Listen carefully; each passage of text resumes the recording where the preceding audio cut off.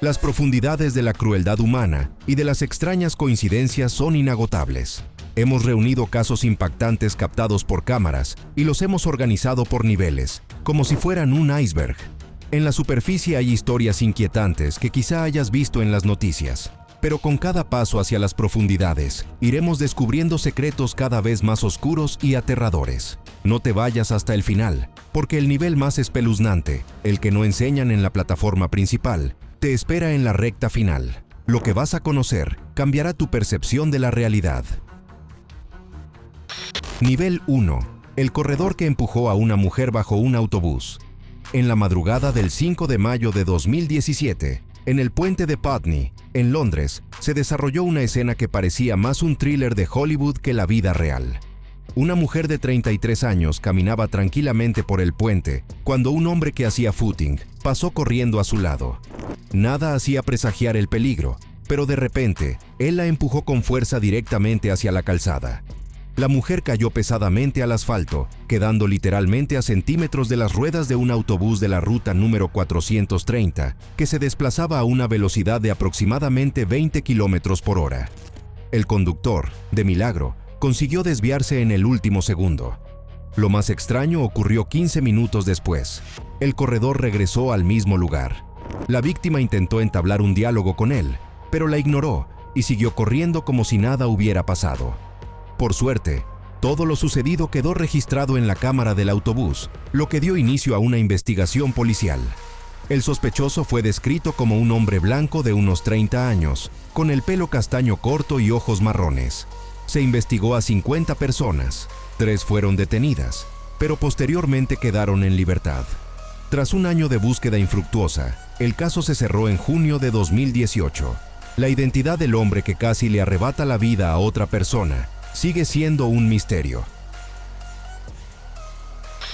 Mackenzie Shirilla. A primera vista, la grabación de vídeo parece absolutamente cotidiana. Un coche gira suavemente hacia Prairie Parkway Drive, en un tranquilo polígono empresarial. Pero lo que sucedió después no tuvo nada que ver con la norma. Al volante del Toyota Camry del año 2018 iba Mackenzie Shirilla, de 17 años. Con ella estaban su novio Dominic Russo y su amigo Davion Flanagan. Unas semanas antes, Mackenzie ya había amenazado a Dominic con destrozar el coche después de una discusión. Su relación se describía como tóxica. En cada pelea Mackenzie lo insultaba, lo amenazaba y a veces dañaba sus pertenencias. Y así, el 31 de julio de 2022, después de girar hacia Prairie Parkway Drive y Alma Drive, su furia salió a la superficie. Aceleró el coche hasta aproximadamente 160 kilómetros por hora, girando bruscamente el volante de un lado a otro, antes de estrellarse de lleno contra un edificio de ladrillo. El resultado fue fatal. Dominic Russo murió en el acto. Davion Flanagan fue trasladado de urgencia al hospital, pero más tarde falleció a causa de sus heridas. A la propia Mackenzie la encontraron inconsciente al volante. Sobrevivió con lesiones relativamente leves. En agosto de 2023, Mackenzie Shirilla fue declarada culpable de 12 cargos, entre ellos homicidio intencional con vehículo, agresión y posesión de drogas. El tribunal la condenó a cadena perpetua con derecho a solicitar la libertad condicional tras 15 años. Lo que parecía un accidente fue reconocido como un acto deliberado y mortal. Oriel Gray. El 20 de octubre de 2020, alrededor de las 14 horas y 20 minutos, Celia Ward, una mujer de 77 años, iba en bicicleta por una vía compartida para peatones y ciclistas en Huntingdon, Cambridge. En dirección contraria caminaba Oriel Gray, de 46 años. En el instante en que se cruzaron, Oriel gritó de repente, «¡Quítate de la acera!» y hizo un amplio gesto con la mano izquierda. Asustada, Celia se desvió del camino directamente hacia la calzada con tráfico intenso, donde fue atropellada de inmediato por un coche. A la mujer mayor la declararon muerta en el lugar. La propia Oriel, que sufría parálisis cerebral desde la infancia y tenía una discapacidad visual parcial, ni siquiera se detuvo para comprobar el estado de la víctima, sino que siguió su camino hacia la farmacia para recoger una receta. Más tarde fue detenida y acusada de homicidio involuntario. El 2 de marzo de 2023, el tribunal la condenó a 3 años de prisión. Sin embargo, en 2024 sus abogados lograron darle la vuelta al caso convenciendo al tribunal de que un simple grito y un gesto no podían considerarse una agresión. La condena fue anulada, Gray quedó en libertad y no se programó un nuevo juicio. Pero la muerte de Celia Ward no se volvió menos real por ello. El carrito lanzado.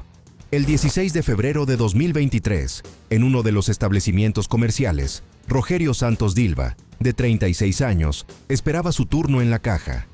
De repente salió de la fila, se acercó al lugar donde estaban los carritos vacíos, agarró uno y, con una calma helada, volvió hacia la mujer que estaba detrás de él. Ella, sin sospechar nada, ya había ocupado su lugar. Y entonces Rogerio, como un deportista en plena competición, levantó la estructura metálica por encima de la cabeza y la lanzó con todas sus fuerzas contra la mujer.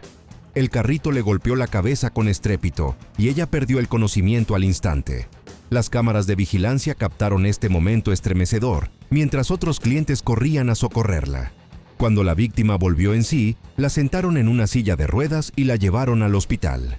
El agresor fue detenido en el lugar. La mujer, de 45 años, por suerte no sufrió lesiones graves. Más tarde declaró que en absoluto había provocado de ninguna forma el ataque. Nivel 2. La familia Rerrick, febrero de 2021. Cristina Rerrick vuelve a casa y entra con su coche en el garaje, sin sospechar que alguien ha preparado una emboscada para ella. Mientras aparca, desde la esquina de la casa aparece un hombre que consigue deslizarse al interior antes de que la puerta del garaje se cierre por completo. Esta grabación de las cámaras de seguridad se convirtió en la última imagen en vida de Cristina. A primera hora de la mañana siguiente, los bomberos acudieron a la casa de los Rerrick tras recibir un aviso de incendio. Cuando lograron apagar el fuego, encontraron en el garaje los cuerpos de Cristina, de 56 años, y de su marido, Andre Rerrick. La investigación se armó como un rompecabezas a partir de las pruebas, y la clave fue una grabación de la cámara de la casa de enfrente. En ella se veía claramente al asesino, Harrison Brown, de 30 años, que mantenía negocios en común con Cristina. Los investigadores determinaron que, en cuanto se cerró la puerta del garaje, Brown se abalanzó sobre la mujer y la apuñaló hasta matarla. Después asestó múltiples puñaladas a su marido. Un detalle impactante: el criminal se quedó en la propiedad hasta las 21 horas y, al amanecer, regresó para incendiar la casa deliberadamente y así ocultar las huellas del crimen. El 6 de marzo de 2021, Harrison Brown fue detenido y acusado de doble asesinato en primer grado e incendio provocado. El 1 de diciembre de 2023, fue condenado a cadena perpetua sin derecho a libertad condicional durante 25 años. Nivel 3. Muerte en la cámara frigorífica. El 8 de septiembre de 2017, Kenneka Jenkins, de 19 años, tomó el coche de su madre para ir a una fiesta con sus amigas. Nunca regresó a casa. Hacia las 23 horas y 30 minutos, Kenneka y 3 de sus amigas llegaron al hotel Crown Plaza de Chicago. La fiesta se celebraba en la planta 9, en la habitación 926. El espacio, pensado para 2 personas, estaba abarrotado con casi 40 invitados, pero eso no impidió que las chicas se divirtieran. Solo 15 minutos después de llegar, Kenneka llamó a su hermana mayor.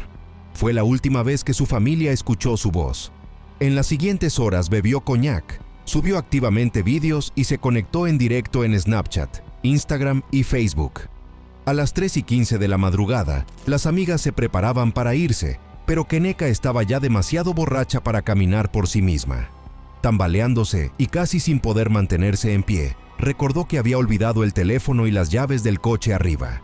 Las amigas la dejaron sola junto al ascensor mientras ellas iban a recoger las cosas. Al regresar, no encontraron a Kenneka. Cundió el pánico. Las chicas llamaron a la madre de Kenneka, Teresa Martin, que a las 5 de la madrugada ya estaba en el hotel. Pero el personal se negó a ayudar sin un informe policial, y este no se formalizó hasta las 13 horas y 15 minutos, muchas horas después de la desaparición de la joven. La policía tuvo que revisar interminables horas de grabaciones de las cámaras de seguridad. Con el tiempo la vieron deambulando sola por los pasillos del hotel, tambaleándose, pero no encontraron ningún momento en el que saliera del edificio. Por fin, el 10 de septiembre, la localizaron en una grabación, sola. Entraba en una zona de cocina en desuso en un nivel inferior. Se ordenó inmediatamente al personal que revisara el área, pero nada podía prepararlos para lo que iban a ver. Encontraron a Keneca boca abajo en un enorme congelador industrial, sin uno de sus zapatos, muerta por congelación. No había signos de traumatismos ni de violencia, y las autoridades calificaron la muerte como accidental, hipotermia agravada por la intoxicación alcohólica y el consumo del medicamento recetado topiramato. Pero la madre de la joven y la opinión pública no creyeron esta versión. A Keneca no le habían recetado ese fármaco, y en las cámaras no se veía el momento en el que entraba en el congelador. Teresa Martin presentó una demanda de $50 millones, acusando al hotel de negligencia. En diciembre de 2023, las partes llegaron a un acuerdo extrajudicial por $10 millones. El caso se cerró oficialmente, aunque muchas preguntas quedaron sin respuesta. Courtney Lake. En la tarde del 7 de junio de 2017, Courtney Lake, de 24 años, salió de su casa en Mount Pearl, Terranova. A las 19:54, la vieron subir a una camioneta negra GMC conducida por su exnovio Philip Smith. Él había salido recientemente de la cárcel, donde cumplía condena por varios delitos cometidos contra la propia Courtney. Aquella fue la última vez que la vieron con vida. En el momento de su desaparición, Courtney estaba atrapada entre dos exparejas. Philip Smith, su último novio, había mostrado comportamientos violentos hacia ella en abril de 2017. Su madre denunció la agresión, lo que puso fin a la relación. El otro ex, padre de su hijo Oliver, también intentaba reanudar su relación.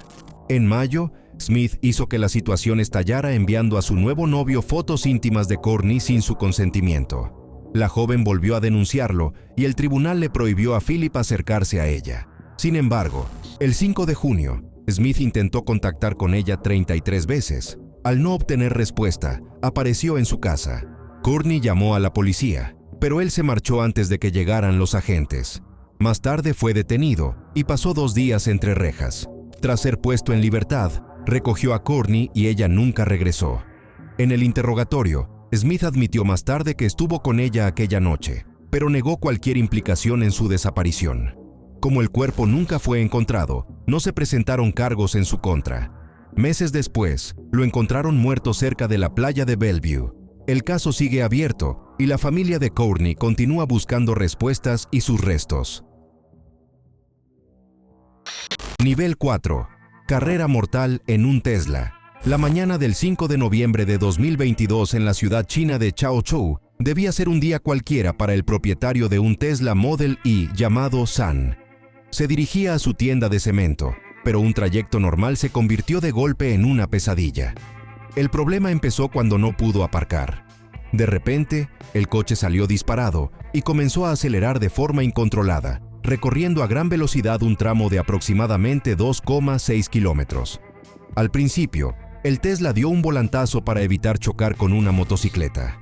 Pero poco más de 1 kilómetro después, se estrelló de lleno contra otra motocicleta que circulaba en la misma dirección. El conductor murió en el acto. Ni siquiera ese impacto detuvo el vehículo. La carrera infernal continuó. Instantes después, el coche chocó con un ciclista que venía de frente. Por suerte, este sobrevivió con heridas leves.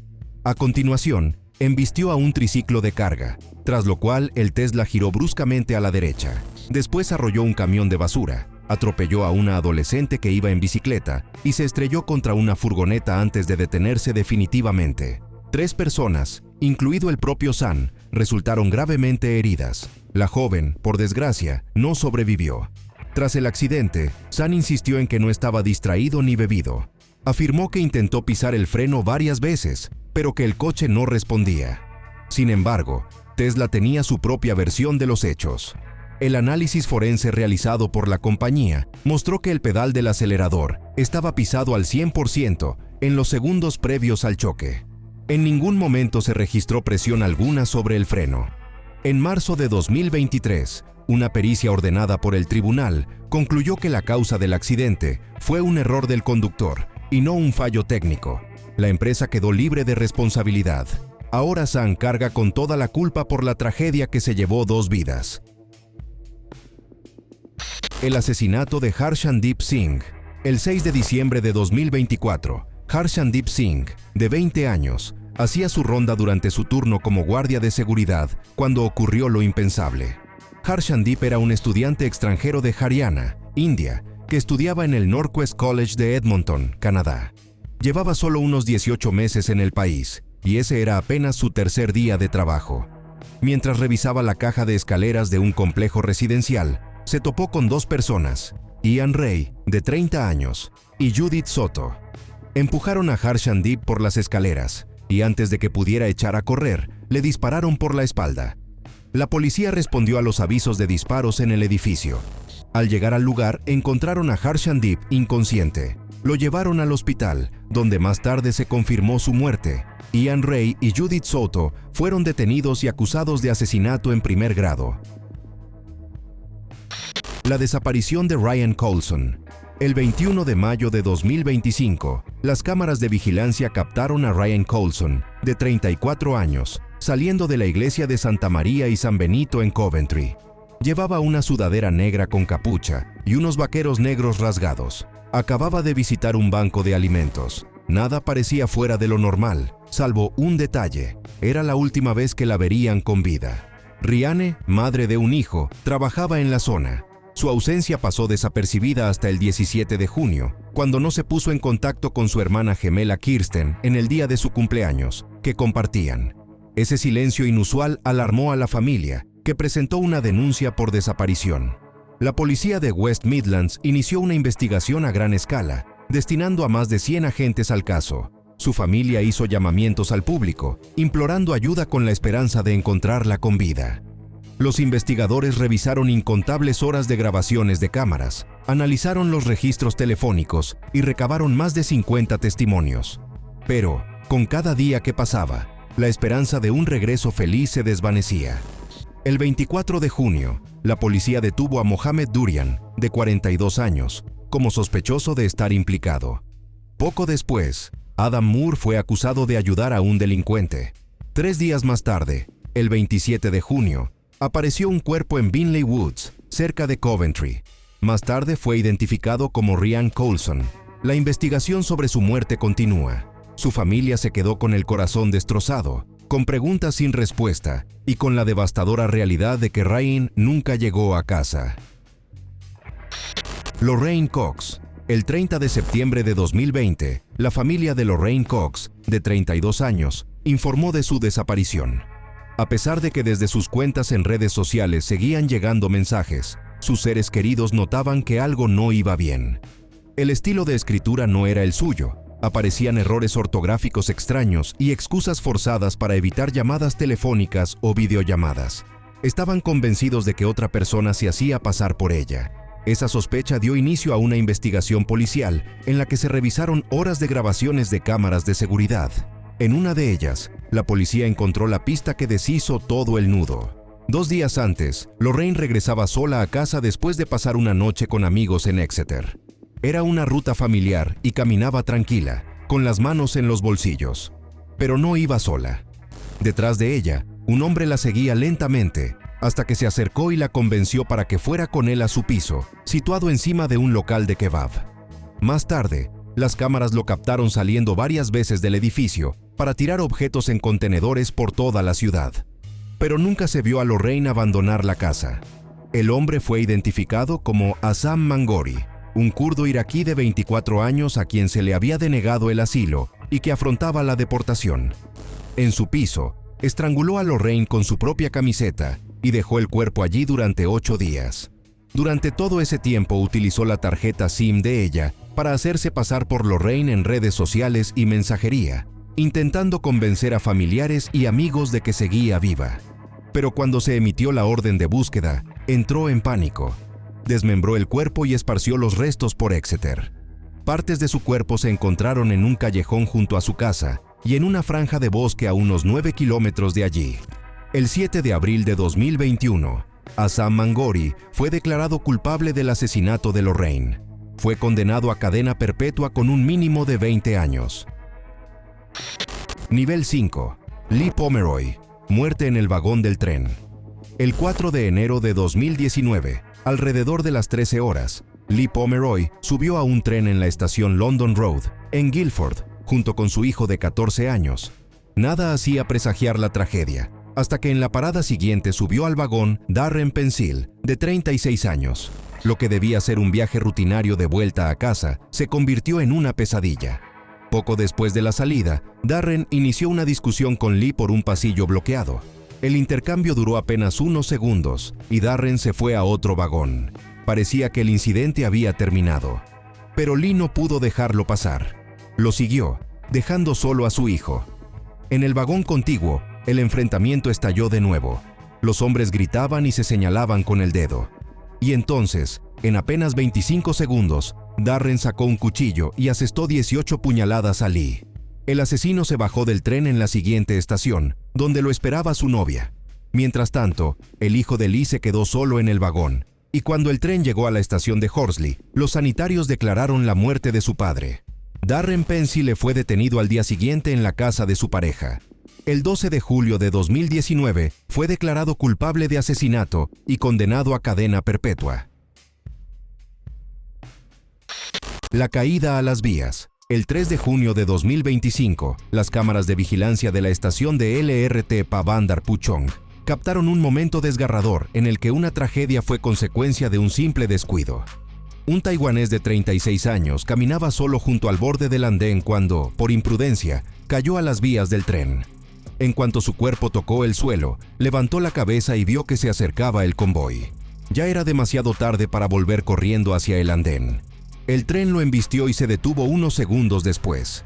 Los testigos quedaron paralizados de horror en el borde de la plataforma, esperando a que los servicios de emergencia sacaran el cuerpo de debajo de los vagones. Los rescatistas confirmaron la muerte en el lugar. Aunque la grabación respondió a todas las preguntas, la policía continuó la investigación y descartó cualquier intención criminal. Para evitar que se repitieran incidentes similares, el ministro de Transporte ordenó instalar puertas de protección en los andenes de todas las estaciones de LRT. Paulius Petronius. El 13 de julio de 2020, varias cámaras exteriores de vigilancia grabaron a Paulius Petronius, de 24 años, riendo y bromeando con la persona que, pocas horas después, le quitaría la vida. En las horas previas al asesinato, se vio a Paulius en compañía de Shaun Bewley, de 20 años. Parecían estar de muy buen humor, reían, bromeaban y charlaban animadamente en el pasillo de un edificio antes de ir a una tienda cercana. Pero todo cambió cuando regresaron al complejo residencial en Sherville Rise, Heath Town. En el piso de la novia de Paulius estalló una discusión entre ambos por algún tipo de negocio. En el calor de la disputa, Shaun sacó un cuchillo de caza y asestó una puñalada. La herida fue catastrófica. La hoja perforó el diafragma, el hígado y el pericardio, la membrana que protege el corazón. Una de las arterias coronarias quedó seccionada por completo. Paulius murió en el lugar. Shaun, por su parte, lo dejó morir y huyó. A pesar de la brutalidad del ataque, deambuló por las calles con una calma sorprendente. Se deshizo del cuchillo, llamó a un taxi y se fue a Shrewsbury, donde fue detenido 2 días después. Aunque detuvieron al asesino, el arma homicida seguía desaparecida. Las autoridades revisaron toneladas de grabaciones de vídeo y, durante ese tiempo, Shaun cambió varias veces su declaración. Primero afirmó que había perdido el conocimiento a causa de un ataque epiléptico. Más tarde dijo que estaban jugando a esgrimir cuchillos y que no recordaba nada. Finalmente, el cuchillo ensangrentado fue hallado escondido en un montón de tierra entre una valla y una pared. El 13 de enero de 2022, Shaun Bewley fue condenado a cadena perpetua con un mínimo de 20 años. Cristina Ortiz Loausano. El 21 de septiembre de 2019, alrededor de las 21 horas y 50 minutos, las cámaras de vigilancia captaron a Cristina Ortiz Loausano camino a una cita con un nuevo hombre. Primero fueron a la heladería Sprinkles, después al pub Giddy Bridge en London Road. No sabían que el exnovio de Cristina lo seguía secretamente. En abril de 2018, Cristina se había mudado al Reino Unido desde España, junto con su novio de toda la vida, Abdeliz Elijah Choi Orza. La pareja se conoció en la escuela, llevaba saliendo 12 años y vivía en Liverpool antes de trasladarse a Southampton. Pero en agosto de 2019, Cristina puso fin a la relación. Si ella fue capaz de seguir adelante, Abdeliz no lo logró. Aquella fatídica noche, él se escondía entre las sombras, observando, siguiendo y esperando. Cuando Cristina y su acompañante se dirigían a su casa en Spear Road, las cámaras captaron a Abdeliz caminando detrás de ellos. A la entrada del edificio, él estaba allí, con un ramo de flores en la mano. Cuando Cristina se acercó, la siguió al interior mientras su cita esperaba fuera. Una vez en el piso, él agarró un cuchillo de cocina y le asestó 23 puñaladas en el cuello, el pecho y el abdomen. A Cristina la declararon muerta en el lugar. La policía encontró a Abdeliz en el jardín, con heridas de arma blanca en el pecho y otras lesiones leves. Tras recibir tratamiento médico, lo llevaron ante el tribunal. El 17 de marzo de 2020, Abdeliz Elijah Choi Orza fue declarado culpable de asesinato y condenado a cadena perpetua con un mínimo de 19 años. Nivel 6. Amor materno y locura materna. En esta grabación de las cámaras de vigilancia, Odessa Carey, hija, de 36 años, camina tranquilamente por la calle. Lleva una bolsa azul al hombro y una bolsa de plástico blanca en la mano. Dentro de la bolsa azul está la cabeza decapitada de su madre, Odessa Carey, de 73 años, que se llamaba igual que ella. El día antes de la grabación, Odessa hija destrozó la cabeza de su madre con un martillo, arrebatándole la vida al instante. Después, de forma metódica y fría, le cortó la cabeza utilizando cuchillos y tijeras. A continuación, llevó la cabeza a la bañera, extrajo el cerebro y colocó la cabeza en aquella bolsa azul. Con la bolsa al hombro, salió de la casa como si fuera a dar un paseo y se dirigió a casa de un amigo de la familia, John Murray. En la casa de John, con la sangre ya seca en las manos, Odessa primero se limpió con toallitas húmedas para bebés y luego le mostró el contenido de la bolsa. Con una calma escalofriante, sacó la cabeza de su madre y la besó justo delante del hombre, que estaba horrorizado. John no tenía teléfono para llamar inmediatamente a la policía, así que solo pudo hacerlo al día siguiente. Cuando las autoridades encontraron a Odessa, ella estaba sentada sin mostrar emociones en una casa en Guide Post, y la cabeza decapitada estaba escondida en un armario debajo del fregadero. Mientras los agentes le leían sus derechos, ella miraba al vacío. Un detalle espeluznante.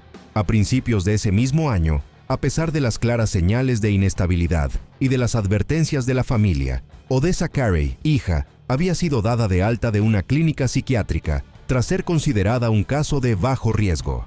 Tenía antecedentes de agresiones a su propia madre y de maltrato a animales domésticos. Finalmente, fue declarada responsable de la muerte de su madre, pero debido a un grave trastorno mental, fue enviada no a prisión, sino a un hospital psiquiátrico especializado con un régimen de alta seguridad. La desaparición de Meta Price. El 29 de octubre de 2014, familiares y amigos informaron de la desaparición de Meta Price Valentine, de 44 años. En los últimos días antes de desaparecer, se comportaba de forma extraña. Cuando llamó a su madre la víspera, su discurso fue incoherente y lleno de enigmas. Aquella tarde, alrededor de las 17 horas y 30 minutos, las cámaras de vigilancia grabaron a Meta caminando hacia su complejo residencial en Sycamore Park, después de una reunión de vecinos. En el momento en que entraba al edificio, un hombre echó a correr tras ella. Fue la última vez que la vieron. No acudió a la clase de estudio bíblico y dejó de responder al teléfono. La policía identificó rápidamente al perseguidor. Se trataba de Reginald McDowell, su expareja, con antecedentes de violencia contra ella. Ya en 1999, cuando Meta mantenía una relación con otro hombre, Reginald secuestró a la pareja, los robó y les disparó. Fue condenado y sentenciado a 15 años de prisión, pero cumplió solo 10. Tras salir en libertad en 2011, reanudó su relación con Meta, que terminó de nuevo en octubre de 2014, apenas 2 semanas antes de su desaparición. Al principio, Reginald cooperó con la investigación, pero después dejó de hablar con los investigadores. El 30 de marzo de 2018 fue acusado formalmente de asesinato en primer grado y secuestro en relación con la desaparición de Meta. Sigue prófugo hasta el día de hoy. A Meta Valentine no la han encontrado ni viva ni muerta. El asesinato de Ronan Kanda. El 29 de junio de 2019, Ronan Kanda, de 16 años, regresaba a casa después de visitar a un amigo para comprar un mando de PlayStation. Eran alrededor de las 20 horas. Ronan caminaba por Wolverhampton con los auriculares puestos, sonriendo a algo en la pantalla de su teléfono, sin sospechar del peligro que se acercaba por detrás. Ese mismo día, más temprano, Prabjit Virkesa, de 17 años, recogió en una oficina de correos local un set de espadas ninja y un gran machete. Las había pedido por internet usando un nombre falso y salió de casa para reclamar una supuesta deuda. Junto con su amigo de 17 años, Sukhman Shergill, siguió a Ronan, que salía de la casa de su amigo, y lo confundió con la persona que le debía dinero. A pocos metros de su casa, Ronan recibió 2 puñaladas con una de las espadas. Una le hirió profundamente el muslo y la otra le atravesó el corazón. Cayó al suelo y murió en el acto. Solo entonces los atacantes se dieron cuenta de que habían matado a la persona equivocada. Presa del pánico, huyeron, se deshicieron del arma y de la ropa ensangrentada e intentaron borrar las huellas. Pero la justicia los alcanzó. En pocos días ambos fueron detenidos y acusados de asesinato. El 13 de julio de 2023, Prabjit Virkesa y Sukhman Shergill fueron condenados a cadena perpetua con mínimos de 18 y 16 años, respectivamente. Tras la muerte de Ronan, los legisladores y su afligida familia iniciaron una campaña para endurecer el control de la venta de cuchillos por Internet. Su caso dio un nuevo impulso trágico a los esfuerzos nacionales por limitar el acceso a armas peligrosas. Nivel 7. Louise Smith. El 8 de mayo de 2020, Louise Smith, de 16 años, fue declarada desaparecida después de no regresar del colegio. Solo un mes antes se había mudado a vivir con su prima mayor, Cassina Jane Mays, y el marido de esta, Shane May. Todos vivían juntos en Lake Park, Hampshire. Tan pronto como Louise fue oficialmente declarada desaparecida, los investigadores empezaron a revisar horas de grabaciones de cámaras de seguridad para reconstruir su ruta y descubrir la causa de su desaparición. El 8 de mayo de 2020, alrededor del mediodía, las cámaras captaron a Louise saliendo de casa junto con su tío político Shane. Ambos se dirigieron a Haven Thicket alrededor de las 11 horas y 45 minutos. Ese mismo día, Shane volvió a aparecer en las imágenes por la tarde, pero ya solo. Compraba pizza y una botella de Lucozade en una tienda local. Más tarde volvió solo a casa. No se veía a Louise por ninguna parte. 13 días después, el cuerpo de Louise fue descubierto en un claro de Haven Thicket, a unos 40 minutos a pie de su casa. Había sido objeto de una brutal agresión y estaba muy quemado. El daño era tan horroroso que hubo que recurrir a los registros dentales para identificarla. Shane May fue detenido casi de inmediato, pero negó haber tenido algo que ver con su muerte. Insistía en que, aunque sí había paseado con ella por la mañana del 8 de mayo, se había dado la vuelta antes de llegar a las tiendas. Sin embargo, cuando las grabaciones de las cámaras, los datos del teléfono y las pruebas forenses empezaron a contradecir su relato, finalmente admitió que había permanecido con ella más tiempo del que había dicho inicialmente. A finales de 2020, confesó que la había llevado a Haven Thicket, pero seguía negando el asesinato. En su lugar, se declaró culpable de homicidio involuntario, alegando que había perdido el control y no tenía intención de matarla. El tribunal rechazó su versión de los hechos y lo condenó a cadena perpetua con un mínimo de 25 años. El ataque con espada. El 30 de abril de 2024, poco antes de las 7 de la mañana, Marcus Arduini Monzo, de 36 años, atropelló a un peatón con una furgoneta gris en una tranquila calle residencial de Hainault, al este de Londres. Momentos después salió del vehículo con una sudadera amarilla con capucha y una espada samurái en las manos. Lo que siguió fueron 20 minutos de terror puro. Marcus corrió por las calles persiguiendo y atacando a transeúntes al azar. Luego irrumpió en una casa cercana y atacó a un matrimonio mientras su hijo de 4 años dormía en el piso de arriba. Hacia las 7:15, Daniel, de 14 años, caminaba hacia el colegio con ropa deportiva y auriculares. Monzo lo atacó por detrás, asestándole puñaladas en el pecho y el cuello. Las heridas eran incompatibles con la vida. Daniel murió en la calle. Para entonces la policía ya había llegado al lugar e intentaba controlar la situación, pero Monzo no se detenía. Siguió descontrolado, blandiendo el arma, y varios agentes resultaron heridos de arma blanca. La agente Yasmine Mesum Whitfield y el inspector Malaloy Campbell, que intentaban reducirlo, sufrieron graves lesiones.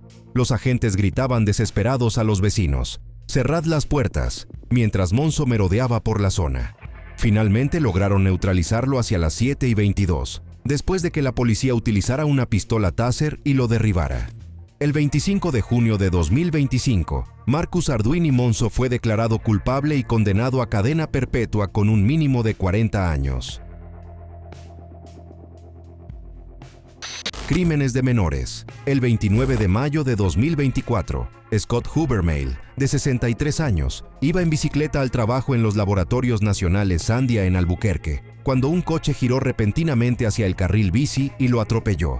Cuando llegaron las autoridades, ya estaba muerto. No había pistas ni rastros. Al principio, la policía recibió una grabación de una cámara de vigilancia de una iglesia cercana, en la que se veía el coche, pero no a sus ocupantes. Durante meses no hubo arrestos, no había pistas, ni sospechosos, ni matrícula, ni grabaciones que vincularan a alguien con el crimen.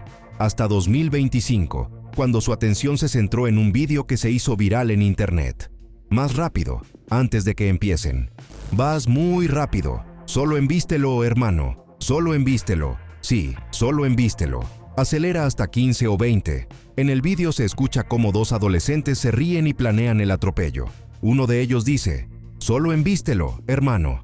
Justo antes de que el coche arrolle a Scott, el director de un colegio reconoció las voces en la grabación y varios testigos confirmaron a quiénes pertenecían. El 17 de marzo de 2025, un adolescente de 13 años fue detenido y acusado de conspiración criminal para cometer asesinato en primer grado, de abandonar el lugar del crimen y de posesión ilegal de un arma de fuego. Un niño de 11 años también fue puesto bajo custodia. Más tarde, en mayo de 2025, fue detenido un joven de 15 años cuya voz se había identificado en un reportaje sobre el incidente. Ahora se han presentado cargos contra un total de 4 sospechosos. Tiroteo masivo en Minnesota. El 29 de noviembre de 2020, exactamente a las 2:19 de la madrugada, la policía recibió una llamada alertando de fuegos artificiales o disparos en el complejo residencial Shady Oaks, en Albert Lea, Minnesota. El agente Cody Nim fue enviado a patrullar la zona, sin sospechar que caminaba directo hacia una emboscada. Instantes después de su llegada, desde una ventana lateral, dispararon contra el coche patrulla del agente Nim. Él se puso a cubierto rápidamente y pidió refuerzos. El asedio de 8 horas que siguió mantuvo en vilo a todo el vecindario.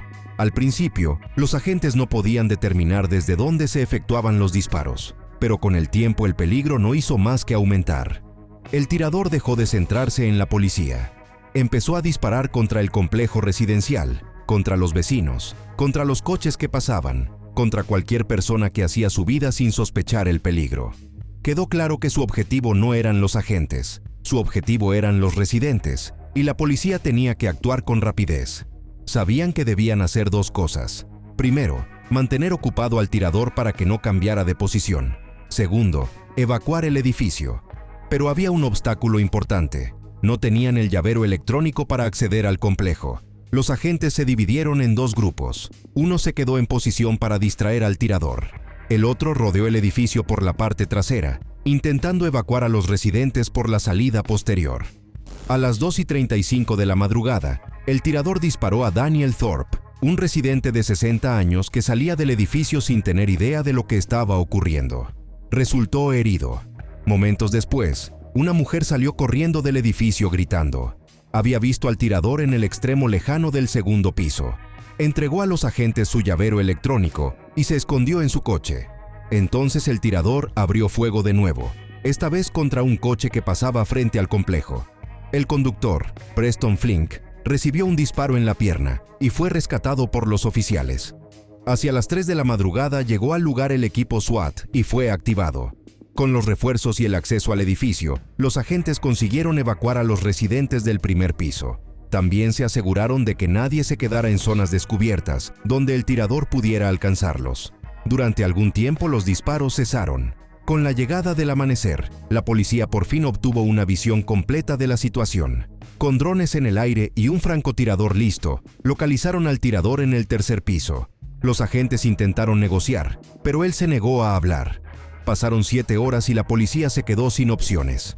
A las 9 de la mañana, lanzaron gas lacrimógeno al apartamento. Obligado a moverse, el tirador se acercó a la ventana. En ese instante, el francotirador de la patrulla de Minnesota disparó, rompiendo el cristal y hiriéndolo. Desarmado, el tirador se rindió y fue detenido. Fue identificado como Devon Wayland, de 21 años. Con una revelación impactante, los investigadores descubrieron que él mismo había realizado la llamada al número de emergencias 911. Fue una elaborada puesta en escena para atraer al agente Nim a una emboscada. En el interrogatorio, Wayland explicó que quería morir, pero no creía en el suicidio. Por eso ideó el plan: informar de un incidente falso, provocar a la policía y obligarlos a matarlo. Esa fue la razón por la que nunca apuntó directamente a los agentes, pero el tribunal no aceptó su versión. Fue declarado culpable de 3 cargos de intento de asesinato en primer grado y 3 cargos de segundo grado con uso de arma mortal. El 28 de febrero de 2023, Devon Wayland fue condenado a 50 años de prisión.